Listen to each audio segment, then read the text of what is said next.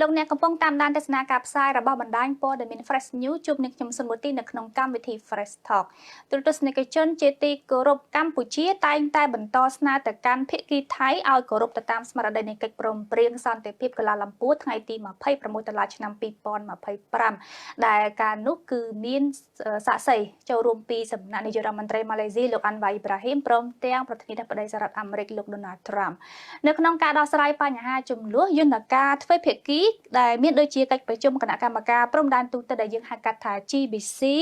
កិច្ចប្រជុំគណៈកម្មការព្រំដែនរួមដែលយើងហៅកាត់ថា JBC ក៏ដូចជាគណៈកម្មការព្រំដែនតំបន់ដែលយើងហៅកាត់ថា OBC នេះគឺត្រូវបានទទួលស្គាល់ថាជាយន្តការមួយនៅក្នុងការដោះស្រាយចំនួនរវាងកម្ពុជានិងថៃ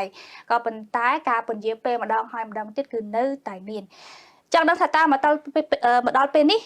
មួយឆ្នាំក្រោយនៃការផ្ទុះអាវុធនៅក្នុងចំនួនកម្ពុជាថៃតើចំនួននេះឈានមកដល់ណាហើយយើងជួបជាមួយវិក្កាមរបស់យើងទាំងពីរដែលមានលោកស៊ុនសេរីរដ្ឋាដែលលោកគឺជាប្រធានក្រុមប្រឹក្សាពិបាលនិវេទិកាសន្តិភាពកម្ពុជាលោកម៉ាយារិតដែលលោកគឺជាអ្នកតាមដានព្រឹត្តិការណ៍នយោបាយនិងជាគ្រូបណ្ដុះបណ្ដាលផ្នែកសារព័ត៌មានចា៎ជំរាបសួរវិក្កាមបាទជំរាបសួរ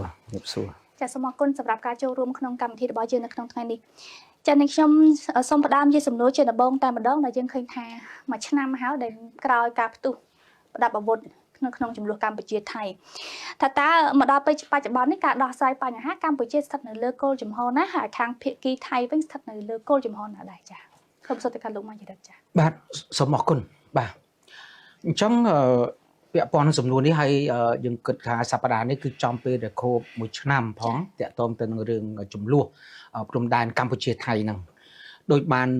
កញ្ញាបានលើកមុននេះហើយថាកម្ពុជានៅតែបន្តស្នើទៅកាន់ភាគីថៃឲ្យគោរពតាមស្មារតីនៃកិច្ចព្រមព្រៀងសន្តិភាពក្រុងកូឡាឡាំពួរថ្ងៃ26 តុលាឆ្នាំ2025ហើយគោរពយន្តការទ្វេភាគីដោយជាកិច្ចប្រជុំគណៈកម្មាធិការព្រំដែនដូចជា GBC និងគណៈកម្មការព្រំដែនរួម JBC និងគណៈកម្មការព្រំដែនតំបន់ ABC គឺជំហររបស់កម្ពុជាយើងគឺនៅតែបន្តហើយម្យ៉ាងក្រៅពីនោះទៀតគឺយើងស្នើឲ្យមានការគោរពនៅកិច្ចព្រមព្រៀងទ្វេភាគីដែលមានស្រាប់ដូចជា MOU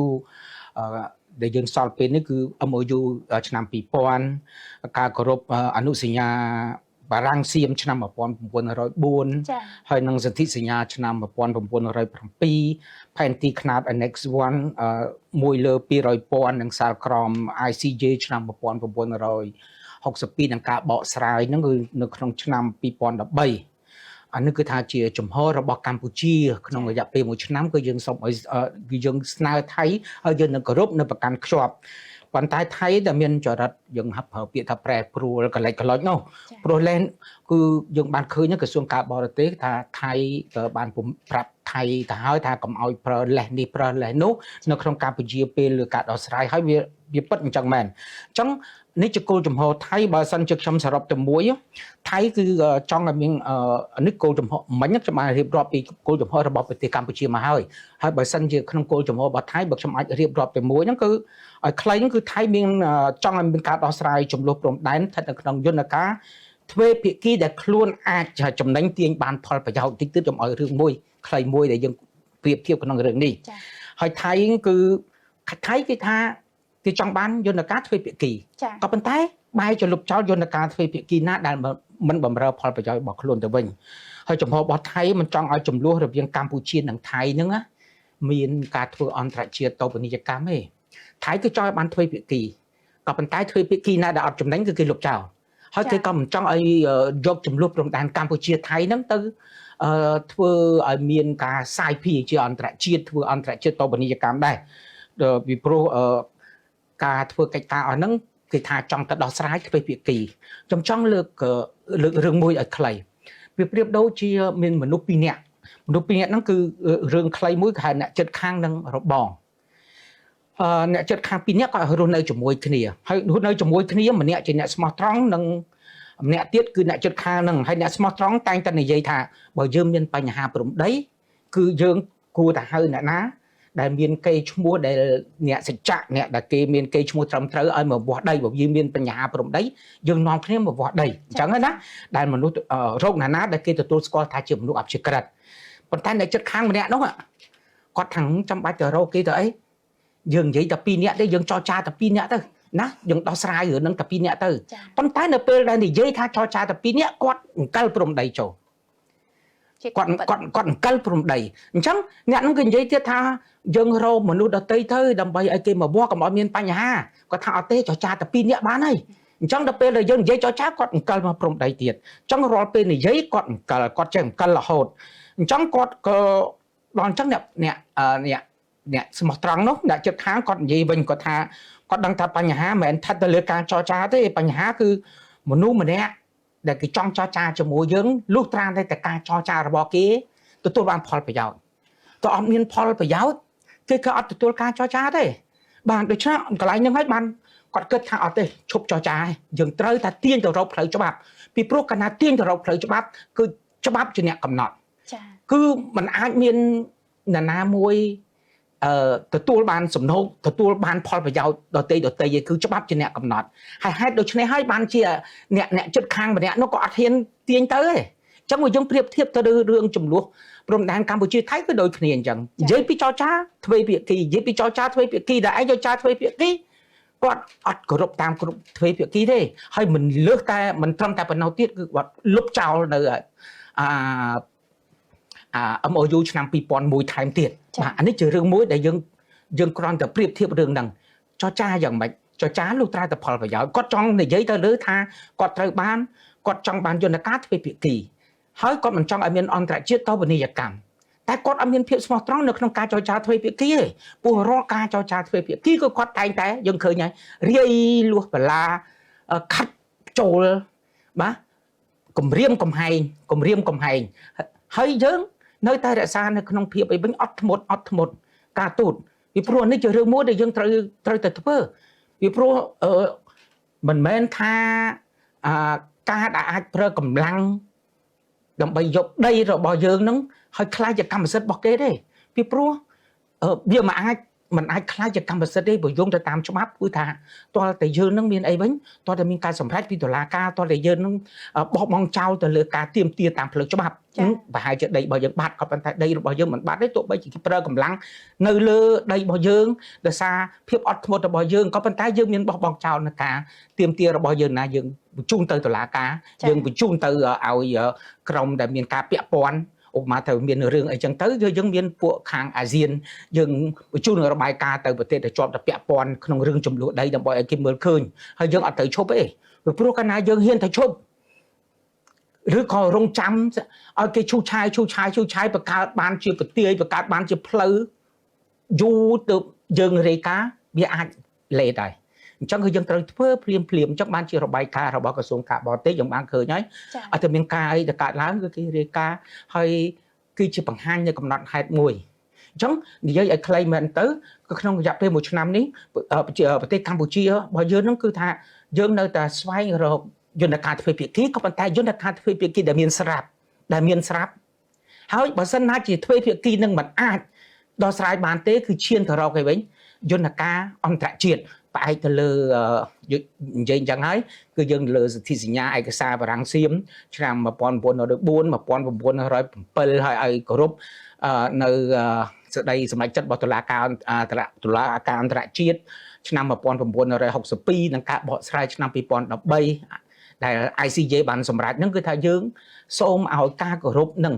បាទសូមឲ្យមានការគោរពទៅតាមច្បាប់ជាពិសេសគឺទៅលើសហគមន៍អន្តរជាតិដែលទទួលស្គាល់ភាពស្របច្បាប់នៅក្នុងផែនទីនៃប្រទេសកម្ពុជានេះបាទចានិយាយពីព្រំដែនគោកឃើញថាថៃបានពជាពេលម្ដងហើយម្ដងទៀតនៅក្នុងការអនុវត្តតាមស្មារតីនៃកិច្ចព្រមព្រៀងកូឡាឡាំពូនេះខ្ញុំសូមសួរទៅកាន់លោកស៊ុនសេរីរដ្ឋាថាតើពេលដែលខាងថៃមិនគោរពតាមស្មារតីនៃកិច្ចព្រមព្រៀងក៏ប៉ុន្តែបែរជាចោទប្រកាន់កម្ពុជាវិញនៅពេលដែលកម្ពុជាចង់យកបញ្ហាវិវាទផ្លូវព្រំដែនសមុទ្រទៅដោះស្រាយតាមរយៈយន្តការផ្សះផ្សាដោយបង្ខំក្រោមអនុសញ្ញាអង្គការសហប្រជាជាតិស្តីពីនីតិសមុទ្រថៃនៅបែរជានិយាយថាការធ្វើបែបនេះបែរជាបិទផ្លូវចរចាទាក់ទងនឹងព្រំដែនគោកទៅវិញតើលោកយល់ឃើញយ៉ាងណាហេតុអីបានជាថៃមានចេតនាលើកឡើងបែបនេះចា៎បាទអ្វីដែលជាការលើកឡើងទាំងអស់របស់ភាគីថៃហើយនឹងសកម្មភាពជាក់ស្ដែងដែលថៃបានបំពេញមកលើដែនអធិបតេយ្យភាពស្របច្បាប់របស់កម្ពុជាវាសុទ្ធសឹងជាផុសតាងជាឯកសារគតិយុត្តទាំងអស់ដែលកម្ពុជាអាចប្រើប្រាស់ស្របច្បាប់ បង្ហាញទៅអន្តរជាតិឲ្យឃើញអំពីមហិច្ឆតាជាក់ស្ដែងដែលថៃកន្លងមកតែងតែកិច្ចវេះអំពីយន្តការដោះស្រាយជាលក្ខណៈអន្តរជាតិនិងយន្តការដោះស្រាយជាលក្ខណៈទ្វេភាគីតាមអ្វីដែលបានព្រមព្រៀងគ្នាដោយដែលលោកម៉ាញ់រិទ្ធបានលើកឡើងពីខាងដើមអញ្ចឹងប៉ុន្តែខ្ញុំចង់បន្ថែមឲ្យបន្តិចតាក់ទងថាតើកម្ពុជា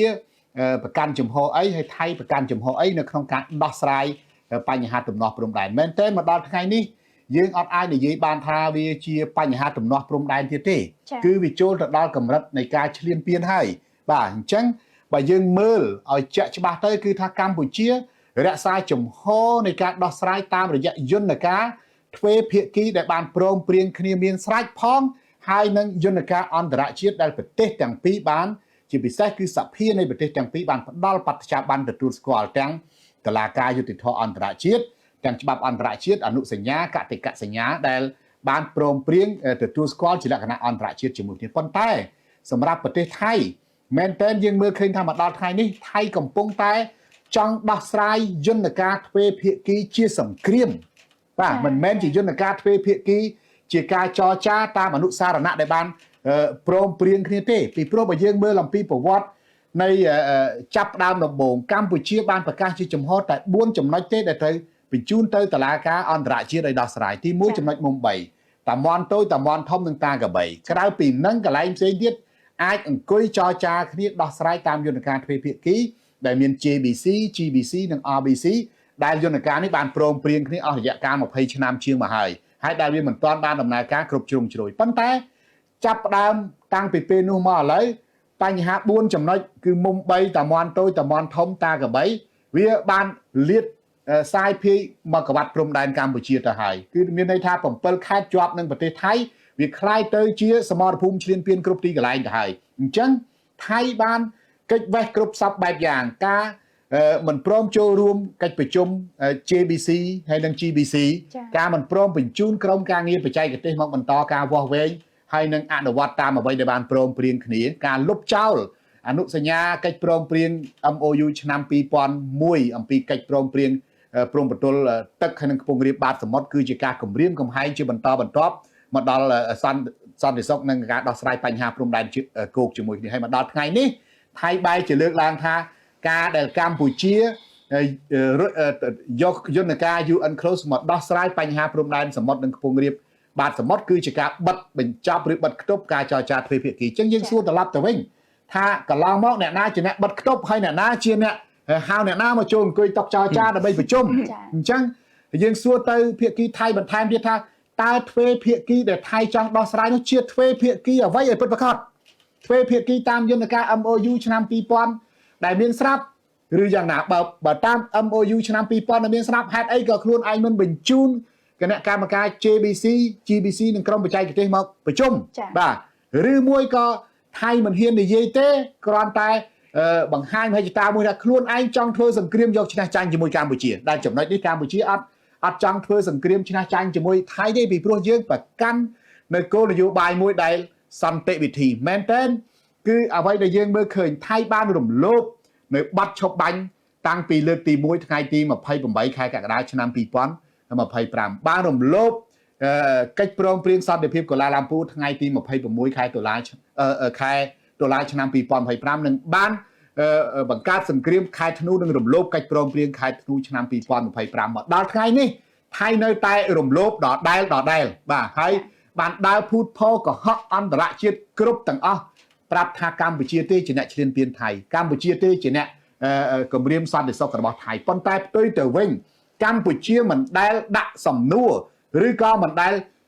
មានការបារម្ភអ្វីទាំងអស់នៅពេលដែលប្រទេសណាចង់លក់អាវុធទៅឲ្យថៃចង់ជួយដូរអាវុធទៅឲ្យថៃឬក៏មិនដែលចោទប្រកាន់ថាប្រទេសណាផ្ដល់ជំនួយយោធាទៅឲ្យថៃហើយថៃចង់ទិញអីទិញចុះប៉ុន្តែថៃដើរចោទប្រទេសនេះចោទប្រទេសនោះថាលក់អាវុធមកឲ្យកម្ពុជាលួចទិញអាវុធពីកន្លែងនេះពីកន្លែងនោះហើយបានចោទប្រកាន់កម្ពុជាគ្រប់សពបែបយ៉ាងទាំងអស់ក្នុងពេលដែលបច្ចុប្បន្ននេះគឺបើទោះបីជាអន្តរជាតិគេមិនទាន់និយាយពាក្យឲ្យចំថាថៃឈ្លានពានកម្ពុជាប៉ុន្តែសេចក្តីសម្រេចរបស់សភានិយាយភាសាបារាំងដែលកន្លងទៅបានបញ្ជាក់ច្បាស់ណាស់អំពីការព្រួយបារម្ភពីវត្តមានកងទ័ពថៃនៅលើទឹកដីរបស់កម្ពុជាហើយបានជំរុញឲ្យថៃត្រូវតែ ដកកងទ័ពរបស់ខ្លួនចេញពីទឹកដីរបស់កម្ពុជានឹងវិលទៅគោរពកិច្ចព្រមព្រៀងបត់ឈប់បាញ់ហើយវិលមកដោះស្រាយបញ្ហានេះជាមួយកម្ពុជាដោយសន្តិវិធីសរុបសេចក្តីទៅយើងមើលឃើញថាការមិនគោរពកិច្ចព្រមព្រៀងសន្តិភាពកូឡាឡាំពូថ្ងៃទី26ខែតុលាឆ្នាំ2025ហើយនឹងការមិនគោរពប័ណ្ណឈប់បាញ់លើកទី1ការមិនគោរពប័ណ្ណឈប់បាញ់លើកទី2ការបំពានញុះញង់ដដែលតាមបន្ទាត់ព្រំដែនមកដល់ថ្ងៃនេះបើសិនជាកម្ពុជាអត់មានការអត់ធ្មត់កម្ពុជាជាកងទ័ពដែលគ្មានសណ្ដាប់ធ្នាប់មិនគោរពប័ណ្ណបញ្ជាមិនដឹងថាសង្គ្រាមផ្ទុះឡើងប្រមាណលើកប្រមាណសារហើយទេបាទហើយមកដល់ថ្ងៃនេះប្រហែលជាសង្គ្រាមកម្ពុជាថៃនៅតែអូសបន្លាយមានកិច្ចព្រមព្រៀងឲ្យបាញ់គ្នាឡើងវិញដោយដែលសង្គ្រាមអាមេរិកអ៊ីស្រាអែលជាមួយនឹងអ៊ីរ៉ង់អញ្ចឹងមានកិច្ចព្រមព្រៀងបាននៅប្រហែលម៉ោងគឺថាផ្ទុះដដែលសាំងថោកបាននៅប្រហែលថ្ងៃឥឡូវឡើងចិត្តដល់តម្លៃអាឡើងខ្ពស់មុនទៀតហើយក៏វានឹងអូសបន្លាយដោយសង្គ្រាមអ៊ុយក្រែននិងរុស្ស៊ីដែរប៉ុន្តែកម្ពុជាក្នុងឋានៈជាប្រទេសដែលជាសមាជិកអង្គការសហប្រជាជាតិសភារបស់ខ្លួនបានផ្ដល់បច្ចៈប័ណ្ណឲ្យអង្គការសហប្រជាជាតិអនុសញ្ញាកតិកសញ្ញាកិច្ចព្រមព្រៀងទាំងអស់យើងគោរពយ៉ាងពេញលេញដោយសារយើងចង់បានដំណោះស្រាយដោយសន្តិវិធីដោយសារយើងចង់បានការគោរពអធិបតេយ្យភាពបូរណភាពទឹកដីមួយក្នុងនាមជាប្រទេសជិតខាងភូមិផងរបងជាមួយគ្នាគឺថាកុំឲ្យមានគេហៅថាចេតនាអាក្រក់ណាមួយកុំឲ្យគេហៅថាខ្លួនឯងចង់បានទ្វេភាគីប៉ុន្តែទ្វេភាគីបែបប្រើអំណាចប្រើកម្លាំងមកក្រុមលោបដោយលោកបាញ់រិទ្ធបានលើកឧទាហរណ៍រឿងពីរគ្រួសារដែលរស់នៅព្រំប្រទល់ដែនភូមិចិត្តគ្នាមិញហ្នឹងណាគឺថាទ្វេភាគីមិនចង់ឲ្យគេដឹងមិនចង់ឲ្យគេឮប៉ុន្តែខ្លួនឯងចេះតែរំកិលចូលរហូតសួរថាតើយើងជាប្រទេសរងគ្រោះយើងជាប្រជាជនដែលរងគ្រោះមកដល់ថ្ងៃនេះគឺជាង20000អ្នកនៅឡើយដែលមិនទាន់បានវិលត្រឡប់ទៅភូមិឋានទៅផ្ទះសម្បែងទៅធ្វើស្រែធ្វើចម្ការនៅឡើយទេហើយកងទ័ពថៃកំពុងតែបន្តការឈូសឆាយការកសាងហេដ្ឋារចនាសម្ព័ន្ធរឹងការព្យាយាមប្រែក្លាយខ្សែបន្ទាត់ព្រំដែនចាស់ឲ្យប្រែក្លាយទៅជារូបភាពថ្មីរុញច្រានព្រំសីមាតាមរយៈកងកម្លាំងយោធាគ្រប់សពបែបយ៉ាងអានេះវាគឺជារឿងមួយដែលបង្ហាញអំពីចរិតនយោបាយឈ្លានពានរបស់ថៃយ៉ាងពិតប្រាកដមកលើកម្ពុជាហើយដែលបង្ហាញថាថៃកំពុងតែមិនគោរពនៅច្បាប់អន្តរជាតិប៉ុន្តែកម្ពុជាបានជំរុញឲ្យអន្តរជាតិជួយពង្រឹងច្បាប់អន្តរជាតិខ្ញុំតែលើកឡើងថាការដែលកម្ពុជាជ្រើសរើសយកយន្តការច្បាប់អន្តរជាតិឲ្យទាំងពិភពលោកមើលឃើញអំពីភាពរំលោភទៅលើច្បាប់អន្តរជាតិនេះមិនមែនកម្ពុជាសុំឲ្យពិភពលោកលំអៀងមកកម្ពុជាត្រូវតែគ្រប់គ្រងកម្ពុជាទេប៉ុន្តែចង់ឲ្យពិភពលោកគឺថានាំគ្នាពង្រឹងច្បាប់អន្តរជាតិឡើងវិញក្នុងពេលដែលប្រទេសមានអំណាចប្រទេសធំប្រទេសមានកម្លាំងយោធាបានទុកច្បាប់អន្តរជាតិជាអត្តង្ការហើយកំពុងតែធ្វើឲ្យសម្ដាប់ពិភពលោកកំពុងតែប្រែក្លាយទៅជារឿងអាក្រក់ពីព្រោះសង្គ្រាមដែលកើតឡើងនៅកម្ពុជាហើយនិងថៃក៏វាប៉ះពាល់ដល់តំបន់ដល់ពិភពលោកសង្គ្រាមកើតឡើងនៅទីណាគឺប៉ះពាល់ដល់ពិភពលោកទាំងអស់ហើយកម្ពុជាយើងមានសន្តិភាពផ្ទៃក្នុងហើយប៉ុន្តែដល់ពេលមានការឈ្លានពានគឺរងផលប៉ះពាល់គ្រប់យ៉ាងទាំងអស់អញ្ចឹងហើយគឺថាទាំងនេះហើយដែលកម្ពុជាឈរចំហច្បាស់គឺយកច្បាប់អន្តរជាតិសន្ធិសញ្ញាអន្តរជាតិនិងអ្វីដែលធ្លាប់បានដោះស្រាយគ្នាក្នុងយន្តការតុលាការអន្តរជាតិពីមុនមកត្រូវតែបង្ខំឲ្យថៃនឹងចូលមកទទួលស្គាល់ហើយនឹងគោរពយើងកំពុងតែបង្ខំនិយាយឃើញថាកំពុងតែបង្ខំឲ្យថៃគោរពច្បាប់អន្តរជាតិនិងមកដោះស្រាយបញ្ហាព្រំដែនកម្ពុជាក្នុងយន្តការច្បាប់អន្តរជាតិដែលខុសអំពីថៃកំពុងតែបង្ខំយើងឲ្យចូលធ្វើសង្គ្រាមបន្តដើម្បីធ្លាក់ក្នុងអន្ទាក់សង្គ្រាមរ៉ាំរ៉ាយមួយអូសបន្លាយហើយប្រើយុទ្ធសាស្ត្រគេហៅថាប្រែក្លាយអង្គឲ្យទៅជាបាយអញ្ចឹងកន្លែងនេះមួយដែលយើងព្យាយាមគ្រប់សពបែបយ៉ាងទាំងក្រសួងការបរទេសរបស់កម្ពុជាក្រសួងការពារជាតិរបស់កម្ពុជានិងគណៈកម្មការសំទោសរដ្ឋលេខាធិការកិច្ចការព្រំដែនរបស់កម្ពុជាគឺតែងតែប្រតិកម្មគ្រប់សកម្មភាពនៃការឈ្លានពាននៃការធ្វើអ្វីមួយនៅបន្ទាត់ព្រំដែនហ្នឹងហើយមានអ្នកខ្លះក៏ថាឃើញតែថ្លែងការឃើញតែចេញលិខិតការទូតអាគេឈូសឆាយក៏ចេះតែឈូសឆាយអាគេចូលចេះតែចូលហើយយើងចេញតែกระดาษអញ្ចឹងតែយើងបានប្រយោជន៍អីប៉ុន្តែសូមជម្រាបថានេះហើយគឺជាកំណត់ហេតុការទូតកំណត់ហេតុការតវ៉ាដែលបញ្ជាក់ថាយើងអត់បានបោះបង់សិទ្ធិរបស់យើងជាម្ចាស់ទេអញ្ចឹងមកដល់ថ្ងៃនេះយើងទទួលស្គាល់ថាថៃឈ្លានពានកម្ពុជាទឹកដីកម្ពុជានៅជំនាព្រំដែនជាប់កម្ពុជាថៃ មួយចម្រៀកតូចត្រូវបានគ្រប់គ្រងដោយយោធាថៃប៉ុន្តែទឹកដីកម្ពុជាទាំងនោះមិនទាន់បាត់បង់ទេពីព្រោះកម្ពុជាមិនទាន់ទុកចោលមិនទាន់បោះបង់ចោលនិងមិនព្រមទទួលស្គាល់ដាច់ខាតថាទឹកដីនោះគឺជាទឹកដីរបស់ថៃចំណុចនេះឯងដែលបញ្ជាក់អំពីអាជ្ញាយុគកាលនៃការតស៊ូផ្លូវច្បាប់គ្រប់ស្ថានភាពទាំងអស់ដើម្បីបង្ហាញភាពជាម្ចាស់ហើយយើងត្រូវមើលឲ្យជ្រៅឲ្យទៅឆ្ងាយថាបើសិនជាទំនាស់ដីភូមិអ្នកស្រុកអ្នកភូមិពីរគ្រួសារនៅភូមិផងចិត្តគ្នាក្នុងប្រទេសតែមួយដោះស្រាយក្នុងតុលាការនៃប្រទេសតែមួយច្បាប់តែមួយនៅតែស៊ីពេលវេលាយូរចុះតម្រាំប្រទេសពីរផ្សេងគ្នាដែលត្រូវទាញចូលនៅធាតុផ្សំច្បាប់អន្តរជាតិដោយអាយដាមអបនាយករដ្ឋមន្ត្រីប្រាក់សុខុនបានលើកឡើងនៅក្នុងកិច្ចប្រជុំ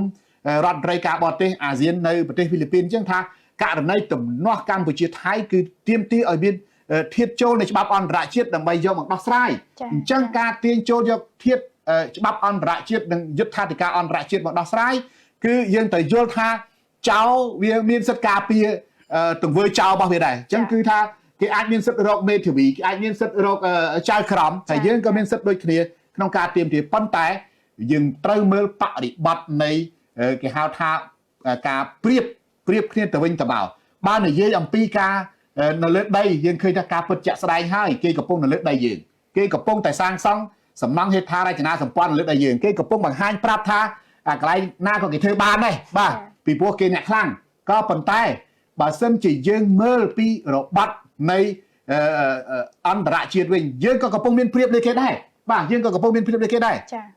តែមិនមែនក្រមប្រទេសសភានិយាយភាសាបារាំងរាប់សិបប្រទេសចេញសេចក្តីថ្លែងការណ៍មួយគឺដូចបកអាក្រាតបិទបញ្ចប់នៅនយោបាយភូតកុហករបស់ថៃនៅលើមជ្ឈដ្ឋានអន្តរជាតិនេះតែ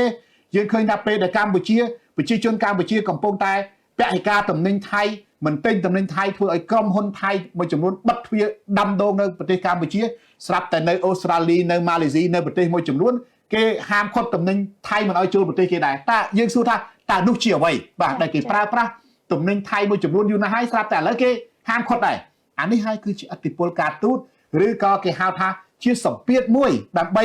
រុញឲ្យថៃនេះគឺត្រូវតែបញ្ចប់មហិច្ឆតា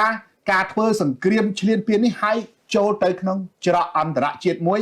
ច្បាប់អន្តរជាតិដើម្បីបន្តដោះស្រាយនេះតាមអ្វីដែលយើងចង់បានបែបសន្តិវិធីអញ្ចឹងការរំលោភបំពានរបស់ថៃទាំងបទឈប់បាញ់ទាំងកិច្ចព្រមព្រៀងសន្តិភាពដែលបានចុះហត្ថលេខាជាមួយកម្ពុជាចំពោះមុខប្រធានាធិបតីត្រាំចំពោះមុខនាយករដ្ឋមន្ត្រីម៉ាឡេស៊ីអតីតប្រធានអាស៊ានបដូវវេនហើយរំលោភជាបន្តបន្ទាប់អាហ្នឹងវាយើងមើលទៅយើងឃើញតែចាក់ស្ដែងហើយអាការឈ្លានពានរបស់ថៃមកលើទឹកដីកម្ពុជាវាឃើញតែចាក់ស្ដែងយើងមើលទៅវាឈឺចាប់ប៉ុន្តែលទ្ធភាពនិងសមិទ្ធកម្មដែលកម្ពុជាទទួលបានលើឆាកអន្តរជាតិវាពិបាកណាស់យកមកលាតត្រដាងនៅលើតុដើម្បីបង្ហាញឲ្យគ្រប់គ្នាមើលឃើញថាយើងអាចមានព្រៀបប៉ុណ្ណាក៏ប៉ុន្តែយើងទៅមុខផ្នែកច្បាប់អន្តរជាតិហើយអញ្ចឹងគេបង្ខំបន្ទុចប្រអាក់គ្រប់សពបែបយ៉ាងដើម្បីបន្ទុចប្រអាក់យន្តការអន្តរជាតិនិងច្បាប់អន្តរជាតិក៏ឲ្យដំណើរការទៅមុខគឺគេត្រូវតែរកលេសថាយើងធ្វើអញ្ចេះគេដកខ្លួនថយឬក៏គេគម្រាមកំហែងយើងបន្ថែមដើម្បីឲ្យយើងទប់លំនឹងឬភាពអត់ធ្មត់របស់យើងបានសង្គ្រាមផ្ទុះឡើងហើយយន្តការអន្តរជាតិទៅបានផ្អាកដូចយើងឃើញកន្លងមកបន្ទាប់ពីមានបទឈប់បាញ់លើកទី1ចន្លោះពីខែកក្កដាដល់ខែធ្នូឆ្នាំ2025យើងឃើញថា JBC GBC និង RBC ចាប់ផ្ដើមជួបជុំគ្នាជួបប្រជុំឲ្យគណៈកម្មការបច្ចេកទេសចាប់ដើមវាស់វែងបានខ្លះស្រាប់តែដល់ពេលអាការវាស់វែងទៅវាឃើញថាគេពិតជាចូលដៃយើងកាត់មែនបាទហើយរុករត់ទៅឃើញបកគោលព្រំដែនប្រវត្តិសាស្ត្រកន្លែងនេះកន្លែងនោះគឺថៃត្រូវសង់ដីមកកម្ពុជាកន្លែងនេះកន្លែងនោះច្រើនអញ្ចឹងគេផ្ទុះអាវុធម្ដងទៀតដើម្បីបង្អាក់បន្ទុចអាកិច្ចការដែលបានធ្វើចន្លោះពេលអន្តរកាលនឹងប្រមាណគឺថាគេលែងបញ្ជូនអ្នកណាមកទាំងអស់អញ្ចឹងកិច្ចការអន្តរជាតិដូចនេះពេលដែលយើងកំពុងតែរុញទៅមុខអន្តរជាតិកំពុងគ្រប់គ្រងអន្តរជាតិកំពុងរុញដូចនេះស្រាប់តែផ្ទុះសង្គ្រាមម្ដងទៀតវាហាក់ដូចជាសារឡើងវិញមកអញ្ចឹងកន្លែងនឹងមួយគឺថាចំហកម្ពុជាច្បាស់ណាស់គឺថាទោះបីកលៈទេសៈណាក៏ដោយត្រូវអត់ធ្មត់ហើយរុញអាកិច្ចការយន្តការអន្តរជាតិនេះឲ្យដល់គោលដៅដែលយើងចង់បានចាតកតងទៅនឹងការលើកឡើងគោលចំហរបស់ភាគីថៃនេះខ្ញុំសូមសួរទៅកាន់លោកម៉ាយរដ្ឋាដោយដែលរដ្ឋមន្ត្រីការបរទេសថៃបានលើកឡើងទាំងនៅក្នុងប្រទេសចិនក៏ដូចជាសារតាមសារព័ត៌មានថៃនេះខ្ញុំឃើញថាហាក់ដូចជាមានភាពកលិចមែនទេនេះខ្ញុំចង់ដឹងថាតើហេតុអ្វីបានជាថៃចូលចិត្តប្រើវិធីសាស្ត្របែបនេះហើយតើវាចំណេញអ្វីដល់នយោបាយថៃហើយថៃពិតជាមិនបានគិតគូរពីមុខមាត់របស់ប្រទេសខ្លួននៅលើឆាកអន្តរជាតិមែនទេចា៎ ខ្ញុំឃើញថាជាលើកទី1ក្នុងជីវិតរបស់ខ្ញុំដែលប្រទេសថៃបានបំផ្លាញនៅកេរ្តិ៍ឈ្មោះអ្វីដែលបុព្វបុរសរបស់ខ្លួនធ្លាប់បានកសាងពីមុនមកចា៎យើងឃើញរដ្ឋមន្ត្រីការបរទេសថៃបាននិយាយហើយថាអ្វីដែលការចំនួនដោះស្រាយព្រំដែនគោងត្រូវមានឧបសគ្គវិញដោយសារតែយើងបានងាកទៅរក UN Clause ទៅលើការដោះស្រាយដោយយន្តការបង្ខំតាមរយៈ UN Clause អញ្ចឹងយើងមើលឃើញថាហេតុអីបានជាកម្ពុជាឈានទៅរក UN Clause ពីព្រោះដោយសារតែថៃនឹងលុបចោលនៅយន្តការទ្វេភាគីអ្វីដែលយើងចង់ដឹងថាថៃនឹងចង់បានយន្តការទ្វេភាគីតែហេតុអីបានគេលុបចោលយន្តការទ្វេភាគី MOU ឆ្នាំ2001នៅពេលលុបចោលកម្ពុជាកម្ពុជាប្រាប់ថាកុំលុបណាកុំលុបថៃគេលុបឲ្យបាននិយាយទៀតថាគេពេញចិត្តនឹងការឈានទៅរក UN Clause ចា៎បាទកម្ពុជាក៏ទៅ UN Clause ដែរកម្ពុជាយុទ្ធទៅ UN Clause ដោយរកយន្តការផ្សព្វផ្សាយដែលបង្ខំតាមច្បាប់តាមនីតិវិធីរបស់ UN Clause ចា៎ដល់ទៅមកបន្ទោកម្ពុជាវិញថាមកពីកម្ពុជាហ្នឹងទៅរកកម្ពុជាហ្នឹងទៅរក UN Clause ទើបធ្វើឲ្យការដោះស្រាយបញ្ហាព្រំដែនគោកវាមានឧបសគ្គខ្ញុំលើកឧទាហរណ៍មួយទៀតរឿងខ្លីមួយទៀតដូចមិញវិញសនុកស្រួលបន្តិចរឿងរបងនិងស្រះទឹកមានអ្នកជិតខាង2នាក់គាត់នៅជាមួយគ្នាយើងធៀបអញ្ចឹងមកស្រួលស្ដាប់វិញមានអ្នកជិតខាង2នាក់គាត់នៅជាមួយគ្នាពួកគេមានបញ្ហា2បញ្ហាទី1គឺរបងព្រំដីនិងបញ្ហាទី2គឺរឿងស្រះទឹកដែលស្រះហ្នឹងនៅចន្លោះផ្ទះហ្នឹងបាទអ្នកទាំងពីរហ្នឹងក៏បានព្រមព្រៀងគ្នាតាំងពីដំបូងថាបើមានបញ្ហារបងយើងហៅអ្នកវត្តដីមកជួយហើយបើសិនមានបញ្ហាស្រះទឹកហើយអ្នកជំនាញទឹកមកបាទអញ្ចឹងយើងបានព្រមព្រៀងគ្នាតាំងពីមុនប៉ុន្តែថ្ងៃមួយស្រាប់អ្នកចិត្តខាងនោះប្រាប់អ្នកចិត្តខាងបែរមកនិយាយវិញថាបើអ្នកឯងហ៊ានហៅអ្នកជំនាញទឹកមកដោះស្រាយរឿងទឹករឿងស្រះទឹកខ្ញុំនឹងលែងដោះស្រាយជាមួយអ្នកឯងរឿងរបងទៀតរឿងរបងកាលពីមុននិយាយថាបើរឿងរបងគឺរឿងព្រំដែនគោករឿងដីយើងត្រូវដោះស្រាយរឿងតាមរយៈព្រំដែនទឹកគោកហើយរឿងទឹកតាមរយៈទឹកវាខុសគ្នាទាំងស្រុងចុះហេតុអីបានជាមានបញ្ហានៅក្នុងរឿងដែនទឹកស្រាប់តែយើងប្រាប់ថាឲ្យគេខាងជំនាញទឹកគេមកស្រាប់តែយើងនិយាយថាអត់ទេហ៊ាននាំអាទឹកនឹងមកអាព្រំដែនគោកដីហ្នឹងគឺលែងដោះស្រាយយើងធ្វើមិនមែនទើមតែចំនួននេះណា MOU ឆ្នាំ2001យើងតាំងពីចំនួនណាម្លងចំនួនមកហើយចង់បុព្វបុរសអ្នកដែលយុរដ្ឋមន្ត្រីថៃមុនប្រហែលចំនួនមកហើយដែលគេធ្វើកិច្ចការនឹងជាមួយកម្ពុជាហើយមកចម្លែកអីទៅមកចំនួនអនុទិនចំនួននេះនឹងគឺយើងឃើញថាដោយសារតែភាពជាតិនិយមជ្រុលរបស់ប្រក្រមម្ខាងទៀតដែលត្រូវឲ្យខាងរដ្ឋាភិបាលថៃបច្ចុប្បន្ននេះគឺថាបំរើជាតិជ្រុលនិយមបំរើក្រមរាជវាំងខ្លាំងពេកវាធ្វើឲ្យភ្លេចគិតអំពីភាពខ្ពស់របស់ថៃពីចំនួនមុនដែលខំកសាងប្រទេសខ្លួនល្អចូលនៅក្នុងចំណោមប្រទេសជាតិហើយបែរជាធ្លាក់នៅក្នុងភាពងងឹតនៅក្នុងពេលនេះទៅវិញអញ្ចឹងយើងមើលឃើញរឿងរបៀបហ្នឹងដែលខ្ញុំឃើញថាថៃកលិចមែនតើហើយមិនមែនជាចរិតរបស់អ្នកណាទេក៏ប៉ុន្តែយើងឃើញទៅពីមុនមកពីឆ្នាំ2001មកមិនមែននេះណាយើងធ្វើប្រហែលឆ្នាំមកហើយយើងធ្វើជាមួយគ្នាយល់ព្រមជាមួយគ្នាលើកិច្ចការនេះទៅហើយស្រាប់តែមកដល់ចំនួនអនុទិនបែរយករឿងចង់ដោះស្រាយបញ្ហាទ្វេភាគីក៏ប៉ុន្តែបែរចូលលុបទ្វេភាគីហើយមកចោទកម្ពុជាថាកម្ពុជាហ្នឹងគឺនិយាយវិញបង្កឧបសគ្គដោយសារយករឿងព្រំដែនទឹកទៅកាន់ UN Clause ទៅកាន់យន្តការដោះស្រាយវិវាទធ្វើដោយបង្ខំហ្នឹងហើយខ្លួនឯងហ្នឹងបើចង់និយាយថាយករឿងស្រះទឹកមកធ្វើជាឧបសគ្គដើម្បីបង្កឲ្យមានរឿងហេតុនៅក្នុងព្រំដែនគោកនេះទៅវិញពិភពលោកគេដឹងហើយតាពិភពលោកគេមើលឃើញហើយបើអ្នកអះអាងថា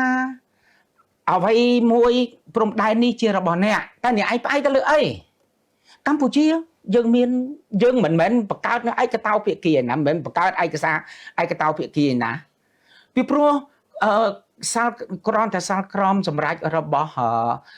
ICJ ដែលបានសម្រេចទៅលើព្រំដែនទៅលើប្រាសាទព្រះវិហារហ្នឹងគឺបានគ្របដណ្ដប់អស់ហើយប្រទេសណាមួយដែលគេមិនទទួលស្គាល់នៅសាលក្រមនៅឆ្នាំ1962ថៃខ្លួនឯងក៏ទទួលស្គាល់ដែរចា៎ហើយទៅ UN Clause ហ្នឹងរដ្ឋាភិបាលថៃអនុទិនខ្លួនឯងក៏និយាយដែរម្ដងនិយាយអញ្ចេះម្ដងនិយាយអញ្ចោះបាទ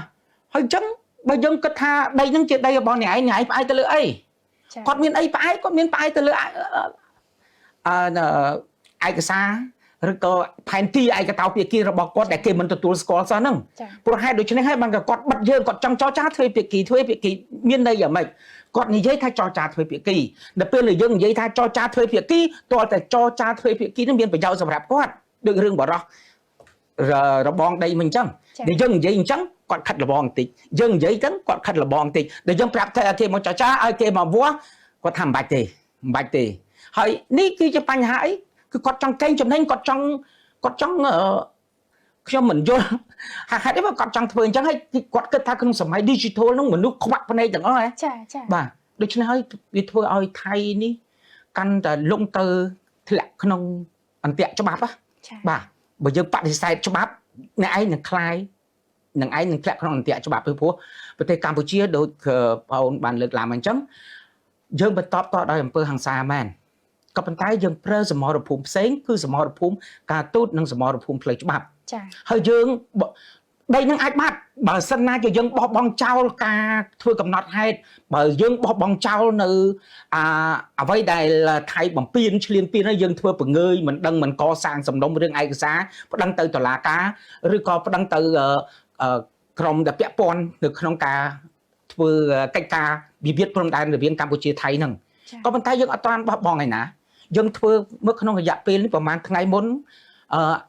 ក្រសួងការបរទេសក៏បានចេញជាបន្តបន្ទាប់ហើយការចេញជាបន្តបន្ទាប់នេះគឺវាមានវាជា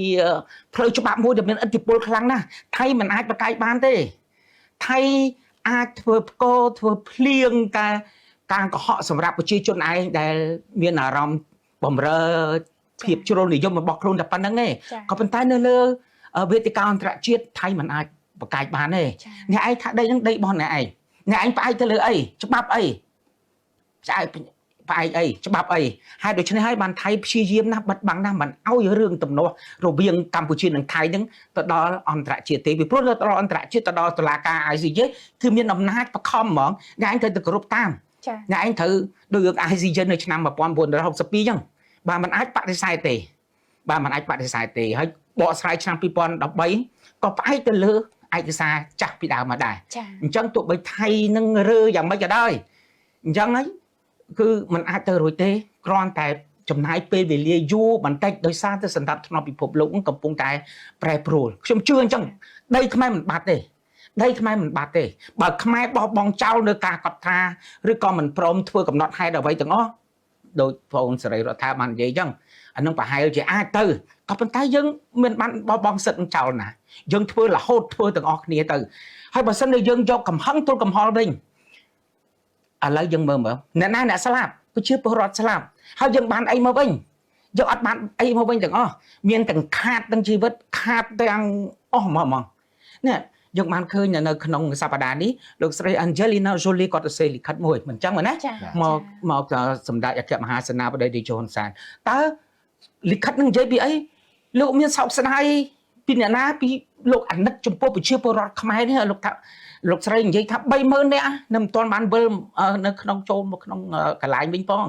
សោកស្ដាយពីព្រោះលោកស្រីស្គាល់ប្រទេសនេះជាប្រទេសដែលស្មោះត្រង់ជាប្រទេសនេះជាប្រទេសមួយដ៏ល្អមិនដែលឈ្លានពានបំពេញគេទេហើយអ្នកដែលរត់លូនក្របនឹងដោយសារណាដោយសារអំពើឈ្លានពានរបស់ថៃតារា Hollywood បាទអ្នកណាក៏ស្គាល់ចឹងដែរនេះគឺយើងបានឃើញអំពីទឹកចិត្តរបស់លោកស្រីចំពោះប្រជាជនកម្ពុជាដែលរងគ្រោះដោយសារសង្គ្រាមឈ្លានពានរបស់ថៃនេះដែរបាទចានេះខ្ញុំសូមការយល់ឃើញពីលោកស៊ុនសេរីរដ្ឋាវិញតើតើទៅនឹងការលើកឡើងរបស់រដ្ឋមន្ត្រីការបរទេសថៃនេះហើយ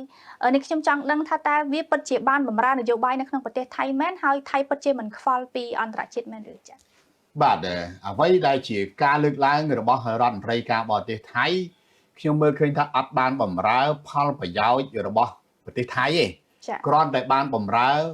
មហិច្ឆតាចោលបាទមហិច្ឆតាចោលដែលចង់លួចចង់ប្លន់ចង់ដណ្ដើមចង់បានរបស់គេចាអញ្ចឹងខ្ញុំអាចនិយាយបានថាវាគឺជាហួសពីមហិច្ឆតាជាតិនិយមហើយវាទៅជាមហិច្ឆតាចោលនិយមបាទបើជាតិនិយមក៏គង់តែមានការខ្មាស់អៀនខ្លះដែរជាតិសាសនាប្រទេសណាជនជាតិណាដែលមិនមានជាតិនិយមបាទតែងតែមានជាតិនិយមចំពោះវប្បធម៌ប្រពៃណីជាតិសាសន៍ទឹកដីរបស់ខ្លួនគេដំណើរដូនតារបស់ខ្លួនមានគេហៅថាបេះដូងជាតិនិយមនៅក្នុងខ្លួនហើយក៏ប៉ុន្តែជាតិនិយមនោះគឺវាមានការ ដឹងថាខុសត្រូវរបស់គេនិងរបស់ឯងប៉ុន្តែអ្វីដែលជាការលើកបង្ហាញត្រង់របៀបគេហៅថាអត់ទទួលស្គាល់ការពិតណាបង្ហាញចរិតចោលត្រង់វាទៅជាគំនិតចោលនិយមដែលចង់បានតែរបស់គេហើយបំពេញច្បាប់ហើយរំលោភច្បាប់ហើយមើលងាយច្បាប់គិតថាច្បាប់ហ្នឹងគឺថាมันអាចធ្វើអីខ្លួនបានក៏ប៉ុន្តែផ្លិចកាតព្វកិច្ចអន្តរជាតិចាកាតព្វកិច្ចអន្តរជាតិបានចែងច្បាស់ណាស់នៅក្នុងច្បាប់អន្តរជាតិនិងធម្មនុញ្ញរបស់អង្គការសហប្រជាជាតិមានន័យថារដ្ឋឯករាជ្យរដ្ឋអធិបតេយ្យមួយគឺទោះបីជាមានការផ្លាស់ប្ដូរប្រមុខរដ្ឋាភិបាលនាយករដ្ឋមន្ត្រីប្រធានាធិបតីប្រមាណអ្នកក៏ដោយក៏ប៉ុន្តែគឺត្រូវតែគោរពនៅអ្វីដែលជាហត្ថលេខាកិច្ចព្រមព្រៀងនៃរដ្ឋាភិបាលចាស់បានចុះកិច្ចព្រមព្រៀងបានធ្វើអ្វីដែលបានព្រមព្រៀងជាមួយគ្នាអញ្ចឹងបើយើងរាប់ពីឆ្នាំ2000 តម្រាំតែកម្ពុជានិងថៃបង្កើតបានអនុសារណៈរួម2001តែអតីតនាយករដ្ឋមន្ត្រីថៃមុនអនុទានមកកាន់នេះជាង10នាក់កន្លងមកនេះបានចុះកិច្ចព្រមព្រៀងអ្វីខ្លះជាមួយកម្ពុជាហើយកិច្ចព្រមព្រៀងទាំងអស់នោះគឺជាកិច្ចព្រមព្រៀងរវាងរដ្ឋនិងរដ្ឋរវាងរដ្ឋាភិបាលប្រមុខរដ្ឋាភិបាលនាយករដ្ឋមន្ត្រីនិងនាយករដ្ឋមន្ត្រីមិនមែនមានន័យថានាយករដ្ឋមន្ត្រីថៃជាង10នាក់ដែលបានចុះហត្ថលេខាបានព្រមព្រៀងបានផ្ដល់បច្ចាប័នច្បាប់អន្តរជាតិកន្លងមកគឺថាអត់បានការស៊ីសងអនុទានឬក៏រដ្ឋមន្ត្រីការបរទេសរាល់ថ្ងៃហ្នឹងមកថាចង់គោរពក៏បានមិនគោរពក៏បានមិនមែនអញ្ចឹងទេអញ្ចឹងគឺធ្វើឲ្យរដ្ឋអធិបតេយ្យឬក៏ប្រទេសហ្នឹងគឺថាបាត់ការទទួលខុសត្រូវខ្លួនឯងនៅចំពោះមុខច្បាប់អន្តរជាតិហើយកម្ពុជាគឺគោរពបានពេញលេញកម្ពុជាគឺមិនបំពេញអ្វីមួយដែលខ្លួនបានព្រមព្រៀងដែលបានចុះហត្ថលេខាទេហើយមិនតែប៉ុណ្ណោះកម្ពុជាបានចង្អុលបង្ហាញប្រាប់ទៀតនៅពេលដែលថៃព្យាយាមប្រកាសលុបចោល MOU ឆ្នាំ2001ថាអានឹងគឺថាវានឹងធ្វើឲ្យរាំងស្ទះឧបសគ្គហើយនឹងវានឹងបាត់បង់នៅយន្តការចរចាទ្វេភាគីអញ្ចឹងហើយថៃខ្លួនឯងទេជាអ្នកដែលក៏ក្លឿនហើយគឺជាអ្នកដែលគេហៅថាចង់បង្ហាញភាពអស្ចារ្យរបស់ខ្លួនភាពកោងកាចរបស់ខ្លួនថាខ្លួនឯងសញ្ញេក៏បានលុបចោលក៏បានបាទប៉ុន្តែសុពលភាពគឺទោះបីជាអ្នកឯងប្រកាសលុបចោលឬក៏អ្នកឯងមិនគោរពក៏សុពលភាពហ្នឹងគឺវាបានទៅជាគេហៅថាជាធរមានរួចទៅហើយអញ្ចឹងការលើកឡើងរបស់នាយករដ្ឋមន្ត្រីថៃដែលថាកម្ពុជាគឺជាអ្នកបង្កើតឧបសគ្គដោយសាររុញយកយន្តការ UN ខ្លួនមកដោះស្រាយគ្នាអញ្ចឹងឲ្យរាំងស្ទះដល់បញ្ហាដោះស្រាយព្រំដែនគោកអាហ្នឹងខ្ញុំថាដូចជានិយាយបោកប្រជាជនថៃឯងបាទបោកជនជាតិថៃខ្លួនឯងឯងប៉ុន្តែมันអាចបោកពិភពលោកมันអាចបោកអន្តរជាតិបានទេហើយករណីដែលបោកប្រជាជនថៃខ្លួនឯងនិងជនជាតិថៃខ្លួនឯងនេះមិនមែននាយករដ្ឋមន្ត្រីថៃរដ្ឋមន្ត្រីការបរទេសថៃទឹកកុហកពេលហ្នឹងបោកពេលហ្នឹងទេបោកតាំងពីដើមទីតាំងពីពេលមុនមានសង្គ្រាមជាមួយកម្ពុជាមកម្លេះមុនពេលមានសង្គ្រាមជាមួយកម្ពុជាទាំងសមាជិកសភាថៃនាយករដ្ឋមន្ត្រីថៃរដ្ឋមន្ត្រីការបរទេសថៃកងទ័ពថៃគេថាអត់លំបាកទេឈប់លក់ដល់តំណែងឲ្យកម្ពុជាឈប់លក់ប្រេងឲ្យកម្ពុជាបិទព្រំដែន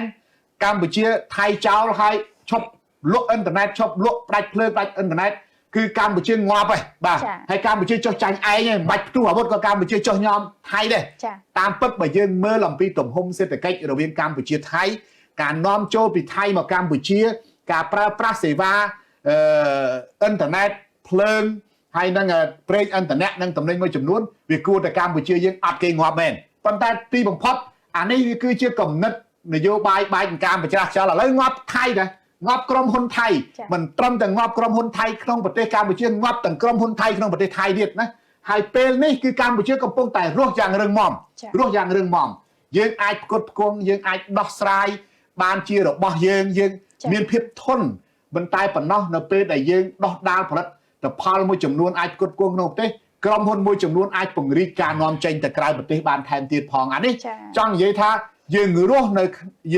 ក្នុងកលៈទេសៈដល់លំបាកហើយយើងរឹងមាំក្នុងកលៈទេសៈដល់លំបាកយើងស្គាល់អ្វីជារបស់យើងនិងអ្វីជាសម្ដីមើលងាយប្រមាថរបស់គេអញ្ចឹងប្រជាជនថៃបានទទួលនៅនយោបាយកុហកតាំងពីដើមទីដែលថាបិទតែព្រំដែនទៅឈប់លក់ទំនិញឲ្យកម្ពុជាទៅឈប់លក់ភ្លើងឈប់លក់អ៊ីនធឺណិតឈប់លក់ប្រេងឲ្យទៅគឺកម្ពុជាងាប់ប៉ុណ្ណឹងអត់ងាប់ណាចុងក្រោយគេថាធ្វើសង្គ្រាមតែ3ថ្ងៃឯងបន្ទាប់ពី3ថ្ងៃ7ថ្ងៃ10ថ្ងៃដល់ពេលហើយ គេប្រើអស់ហើយយុទ្ធភ័ណ្ឌអីក៏គេមានដែរលើមេឃលើទឹកលើដីគេមកទាំងអស់ប៉ុន្តែទីបំផុតកម្ពុជានៅតែឈរលើភាពធន់របស់ខ្លួនបានដែលមកដល់ថ្ងៃនេះខ្ញុំថាយុទ្ធសាស្ត្រមានមួយខាងម្នាក់ទេប៉ុន្តែយុទ្ធសាស្ត្រមួយគឺថារឹងមាំដោយភាពថ្លៃថ្នូរយុទ្ធសាស្ត្រមួយគឺថាចង់ទាញទម្លាក់ដោយអង្គើដោយបែបថោកទាបយុទ្ធសាស្ត្រដែលចង់ទាញយើងទម្លាក់ដោយបែបថោកទាបរបស់ថៃគឺទាញយើងបង្ខំយើងឲ្យចូលនៅក្នុងភ្នក់ភ្លើងសង្គ្រាមសារជាថ្មីដើម្បីបន្តយុទ្ធសាស្ត្រសង្គ្រាមរ៉ាំរ៉ៃប៉ុន្តែយុទ្ធសាស្ត្រមួយដើម្បីភាពថ្លៃថ្នូរហើយមានភាពរឹងមាំយូរអង្វែងទទួលស្គាល់ជាលក្ខណៈអន្តរជាតិគឺកម្ពុជាបង្ខំថៃឲ្យចូលខ្លួនមកដោះស្រាយគ្នាតាមផ្លូវច្បាប់អន្តរជាតិនេះហើយគឺជាភាពថ្លៃថ្នូររបស់កម្ពុជាដែលទទួលបានការគាំទ្រពីអន្តរជាតិហើយប្រជាជនកម្ពុជាគឺថាអបអរសាទរហើយនឹងរួមគ្នាក្នុងគឿនការពារជាតិជាមួយនឹងរាជរដ្ឋាភិបាលអញ្ចឹងត្រឡប់ថយក្រោយថាអ្វីដែលរដ្ឋមន្ត្រីការបរទេសថៃនិយាយអ្វីដែលនាយករដ្ឋមន្ត្រីថៃនិយាយអ្វីដែលមេតបថៃនិយាយទាំងប៉ុន្មាននឹងតាំងពីពេលចាប់ដើមបានកុហកទៅប្រជាជនថៃខ្លួនឯងទេហើយបានកំពុងតែដុតបំផ្លាញសេដ្ឋកិច្ចថៃខ្លួនឯងនឹងបំផ្លាញអ្នកវិនិយោគនៅក្នុងប្រទេសថៃនិងអ្នកធុរកិច្ចនៅក្នុងប្រទេសថៃនេះហើយមកដល់ថ្ងៃនេះគឺថាថៃខិតខំណាស់នៅក្នុងការបិទបាំងកុំឲ្យប្រជាជនខ្លួនឡើងចោទជាសំណួរថាតើពេលណានឹងមានការបញ្ចប់ការបិទព្រំដែនជាមួយកម្ពុជាអាចមានការបើកព្រំដែនដើម្បីលំហូរសេដ្ឋកិច្ចលំហូរពាណិជ្ជកម្មមកកម្ពុជាឬប្រើប្រាស់កម្ពុជាឆ្លងកាត់ដឹកទំនិញទៅលក់នៅវៀតណាមអីចឹងទៀតពីព្រោះគម្រោងថៃ Plus One ដែលថៃបាន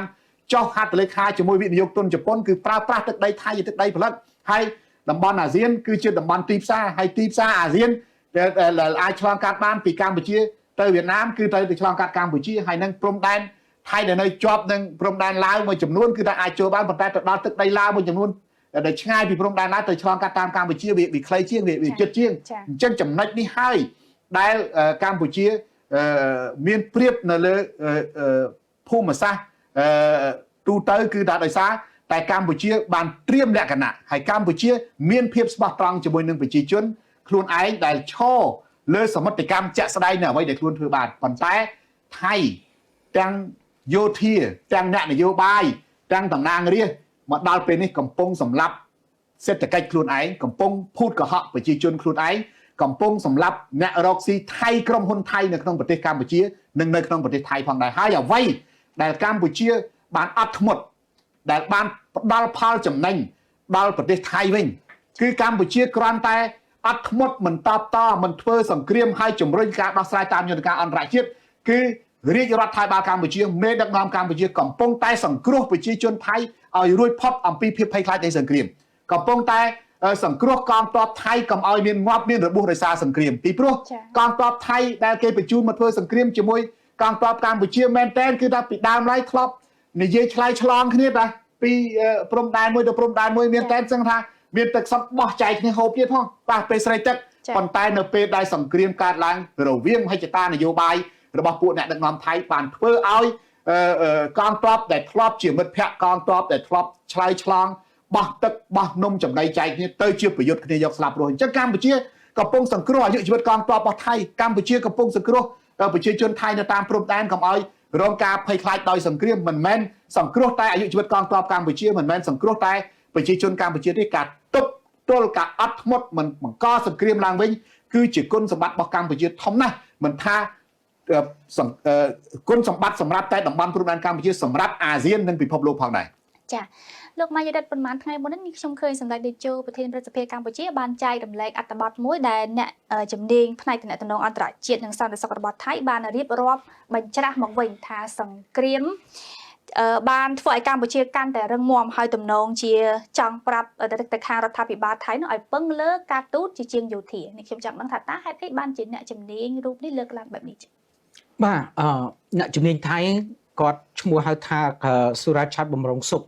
មិនមែនត្រឹមតែគាត់មួយមានមនុស្សច្រើនទៀតខ្ញុំចង់វិលត្រឡប់បន្តិចថាអ្វីដែលលោកសុរាឆាត់បំរុងសុខបានលើកឡើងគឺដោយសារតែវិលឃើញពីអតីតកាលមកផងដែរបាទពីព្រោះយើងឥឡូវហ្នឹងយើងចាំហើយ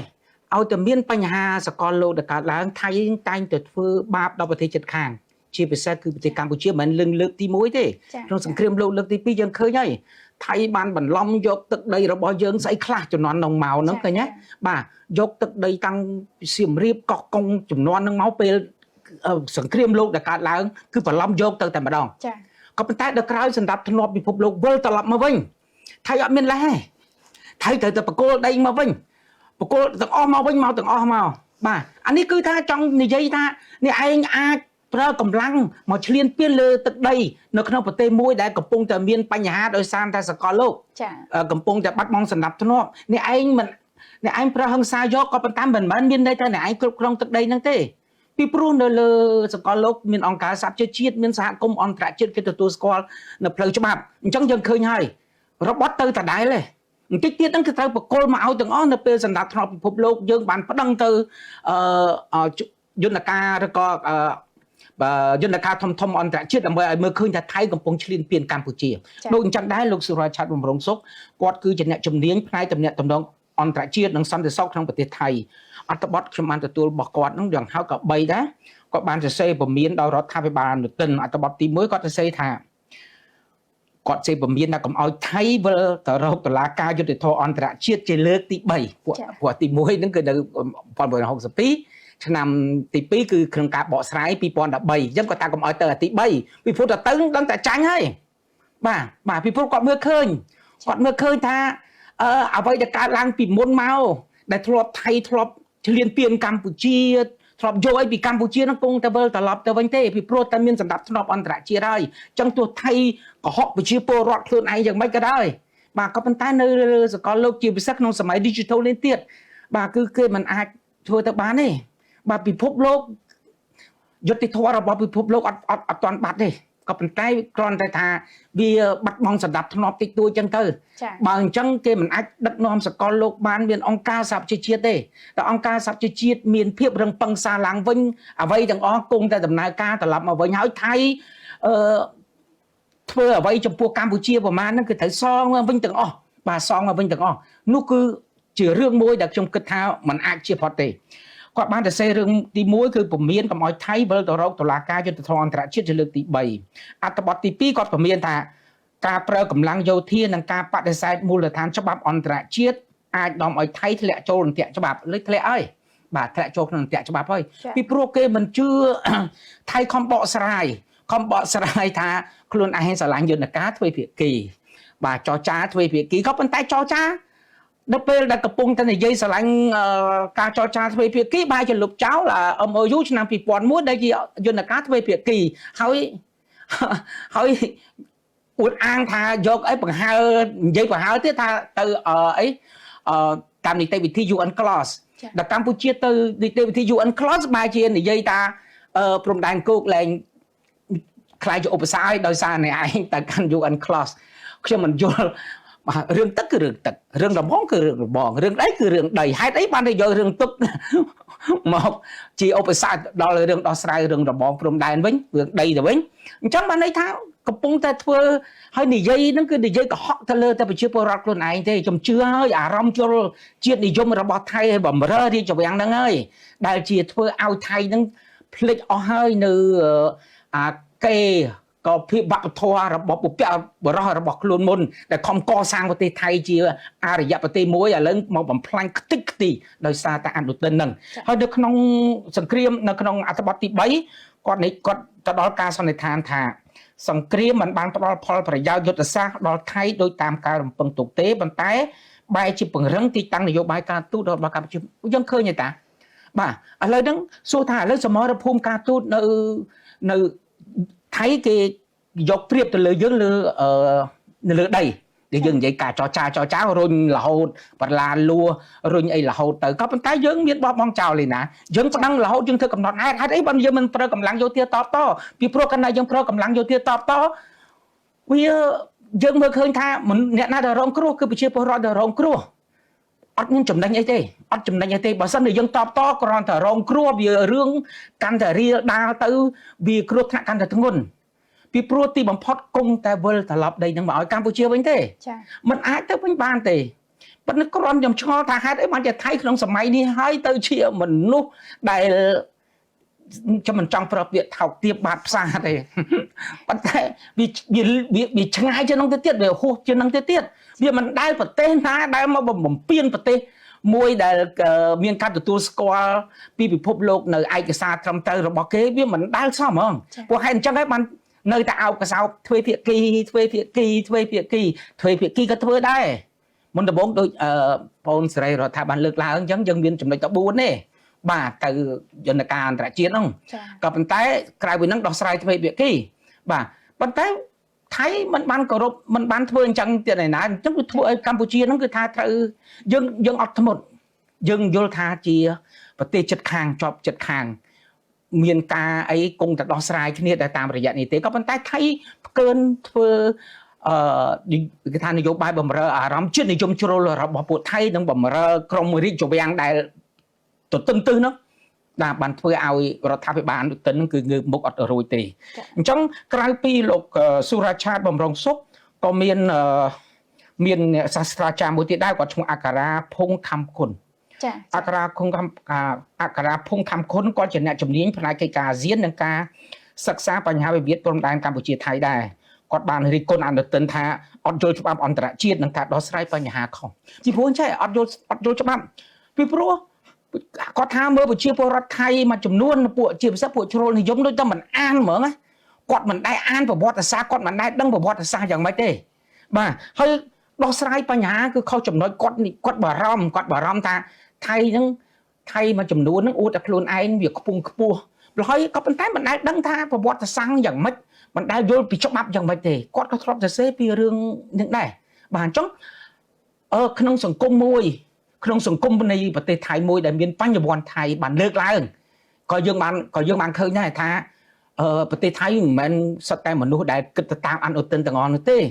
បាទតែមនុស្សមួយចំនួនតូចតែប៉ុណ្ណោះដោយសារអនុទិនហ្នឹងគឺគាត់ជាអីយើងដឹងហើយបាទដោយសារតែរឿងអនុទិនគាត់បំរើទៅលើនយោបាយរាជវាំងនោះទេទើបបានធ្វើឲ្យគាត់ជាអ្នកដឹកនាំហ្នឹងវាត្រូវតែតម្រង់ទិសរបស់គាត់ទៅបំរើពួកក្រុមអារម្មណ៍ជាតិជ្រុលនិយមរបស់ថៃហ្នឹងហើយឆ្នេះអ្នកបញ្ញវន្តរបស់ថៃដែលជាជនជាតិថៃដែលផ្ទាល់ខ្លួនគេអត់ចេះដឹងគេបានឃើញថាអ្នកឯងធ្វើកិច្ចការនឹងខុសហើយបើអ្នកឯងប្រើយោធាក្នុងការដោះស្រាយអ្នកឯងខុសបើអ្នកឯង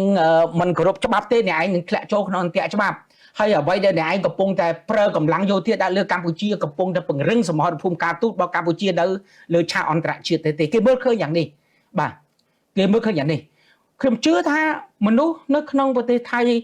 មួយចំនួនក៏គេយល់អញ្ចឹងដែរគេខំប្រាប់រដ្ឋាភិបាលរបស់គេអញ្ចឹងដែរបាទមិនមែនទាំងអស់ទេគេទាំងអស់គ្នាគេយល់អញ្ចឹងពេលតែធ្វើម៉េចអកុសលចំនួនអនុទិនទៅហើយ MOU តាំងពីប្រហែលចំនួនមកហើយវាមិនអីមកអីក៏អនុទិននឹងមូលហេតុអីបាទអារម្មណ៍ជាតិនិយមជ្រុលយ៉ាងដែរ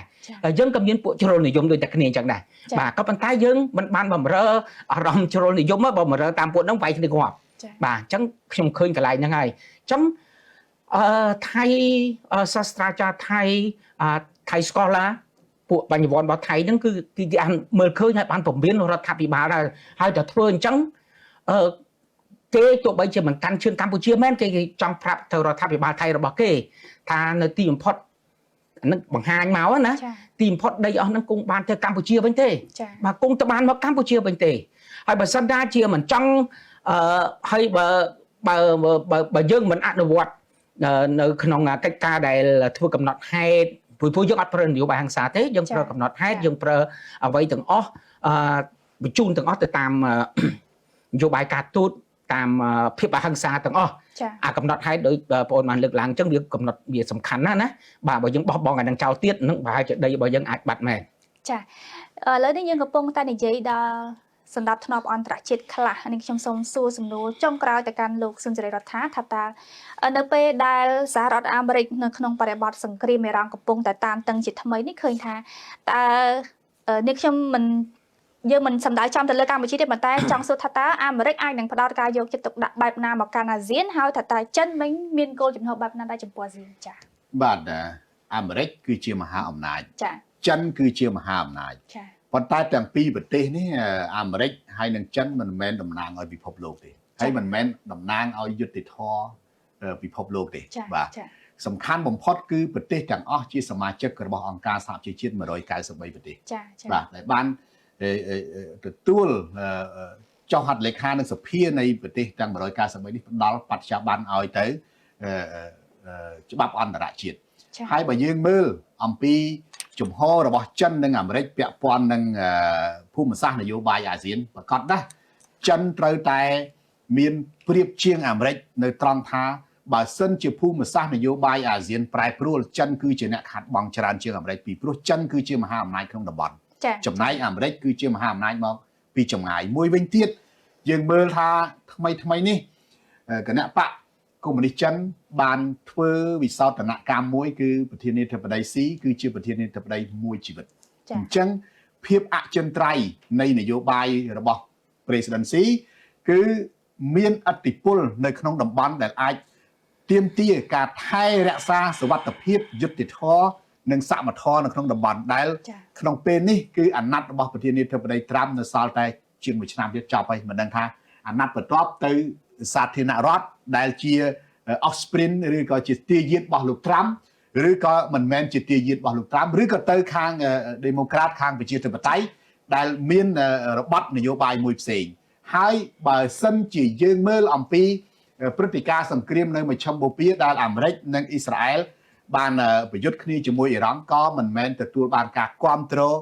ពីប្រជាជនអាមេរិកទាំងអស់ដែរវាមានអ្នកដែលគេមិនពេញចិត្តនៅសង្គ្រាមហើយក៏មានអ្នកពេញចិត្តសង្គ្រាមទៅដើមឡើយ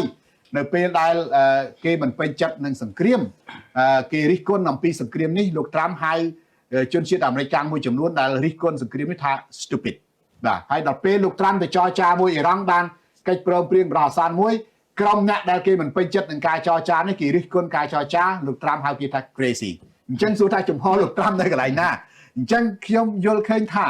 ដំណោះស្រាយសន្តិសុខរបស់អាស៊ានគឺត្រូវតែពឹងពាក់មួយចំណាយធំទៅលើប្រទេសជាសមាជិកអាស៊ានខ្លួនឯង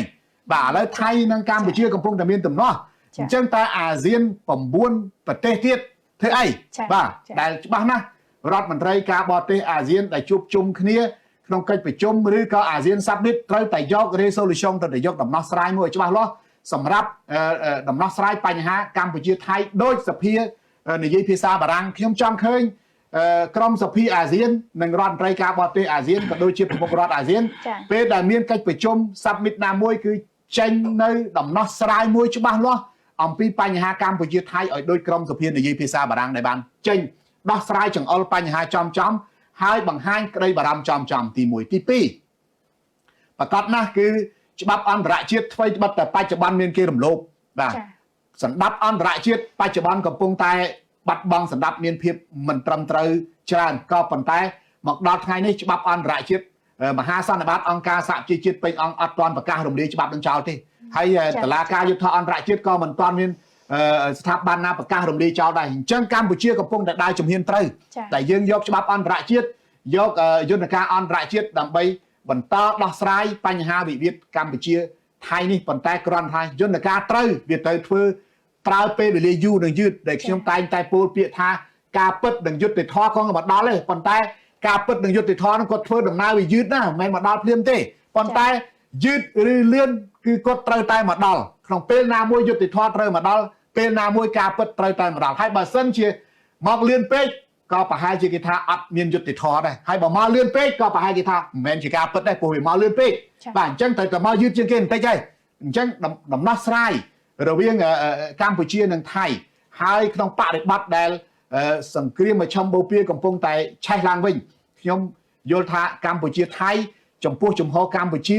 ដែលយកច្បាប់អន្តរជាតិជាផ្លូវដោះស្រាយគឺជារឿងមួយត្រឹមត្រូវហើយនឹងទទួលបានផលដោយអ្វីដែលលោកម៉ាញ់រិទ្ធបានកោះរំលឹកអំពីប្រវត្តិតាំងពីសង្គ្រាមលោកលើកទី1សង្គ្រាមលោកលើកទី2ថៃធ្លាប់យកទឹកដីយើងប្រមាណខេត្ត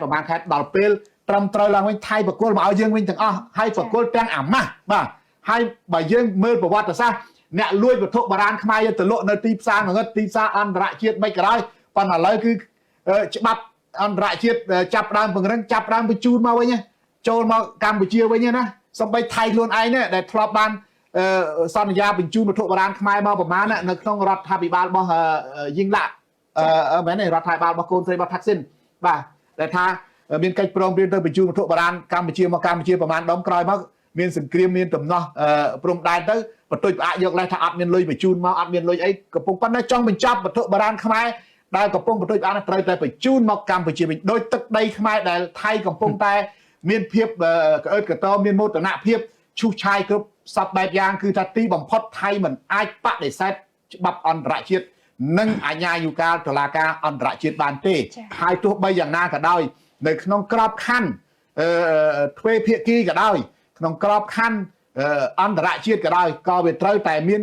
គេហៅថាការគោរពភាពច្បាស់លាស់មិនមែនម្ដងនិយាយអញ្ចេះម្ដងនិយាយអញ្ចោះយកតែត្រូវខ្លួនឯងលោកម៉ាញរិទ្ធគាត់បានលើកឡើងអំពីគ្រួសារពីរមានព្រំដីរឿងស្រះរឿងរបងខ្ញុំអាចបន្ថែមបន្តិចថា